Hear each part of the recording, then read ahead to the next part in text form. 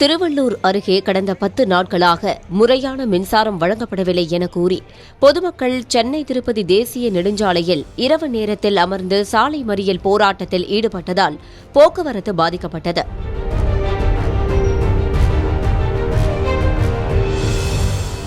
மணவாள நகர் அருகே உள்ள வெள்ளரிதாங்கல் கிராமம் பகுதியில் 500க்கும் மேற்பட்ட குடும்பத்தினர் வசித்து வரும் நிலையில் கடந்த 10 நாட்களாக முறையான மின்சாரம் விநியோகம் நடைபெறவில்லை என கிராம மக்கள் குற்றம் சாட்டினர்.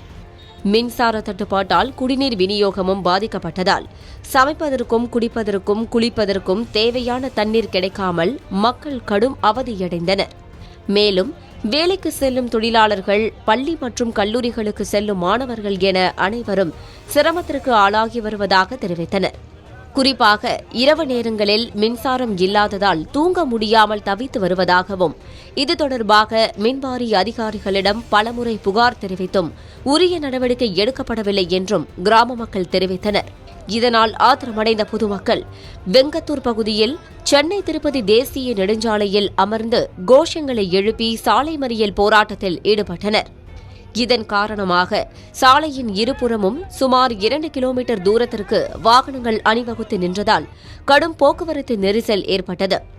தகவல் அறிந்து சம்பவ இடத்திற்கு விரைந்து வந்த மணவாள நகர் போலீசார் போராட்டத்தில் ஈடுபட்ட மக்களிடம் சமரச பேச்சுவார்த்தை நடத்தினர்.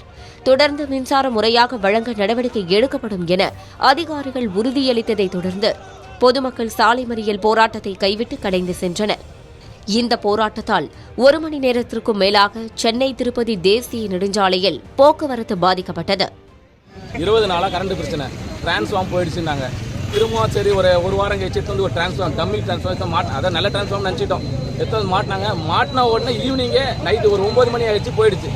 அதை அந்த ஏயோ யாரும் அதை கண்டுக்க மாட்டாங்க. ரெஸ்பான்ஸே கிடையாது. 21 நாளா தூக்கம் இல்லாமல் எல்லாரும் கஷ்டப்படுறாங்க. அதுவும் இல்லாமல் ஒரு 3 நாளாவது தண்ணி பிரச்சனை வேற வந்துருச்சு. இந்த லோ வோல்டேஜ் வந்ததால கரண்ட்டும் போயிடுச்சு, மோட்டர் பத்தியும் போயிடுச்சு. அதனால 3 நாள் தண்ணி இல்லாமல் வெளியிருந்து டேங்கர்ல இருந்து தண்ணி ஊத்துற நிலைமைக்கு வந்துருச்சு.